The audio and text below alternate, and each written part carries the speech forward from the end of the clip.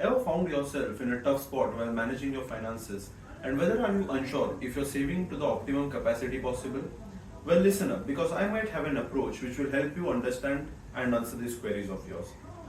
There is a general rule of thumb which says that we invest after taking care of our expenses. While that is true, there are some other things which we need to look at. Let's try to understand this with the help of an example. Let's say my annual income is rupees 2 lakh. My monthly expenses amount to rupees 50,000. My annual expenditure, if proportioned monthly, comes to another rupees 20,000. While this being the case, I also have an annual expenditure, a big ticket annual expenditure of vacation, which will amount to rupees 6 lakh a year. In this manner, my monthly expenditure would go to rupees 1,20,000, and I will only be left with another 80,000 to invest on a monthly basis. Here, I am entering into a mental accounting trap.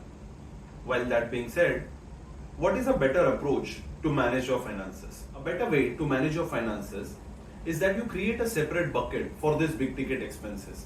If I were to remove this big ticket expense from my calculation, my monthly and annual expenses would only amount to 70,000, and I would be left with a surplus of rupees 1,30,000 to be invested on a monthly basis. I could use some of this portion to be invested in a long-term asset which will help me create a long-term wealth, and some portion of this investment could be used for my near to short-term expenditure. This can be termed as a satellite source, where I am putting my some amount of investments on a monthly basis, and when the need arises, I can take out money from this satellite source and fulfill my goal. This approach benefits me in many ways. Firstly, this will help me invest to the optimum level possible on a monthly basis. It will also help me walk down a disciplined financial path. It will also help me have a better accountability of my finances.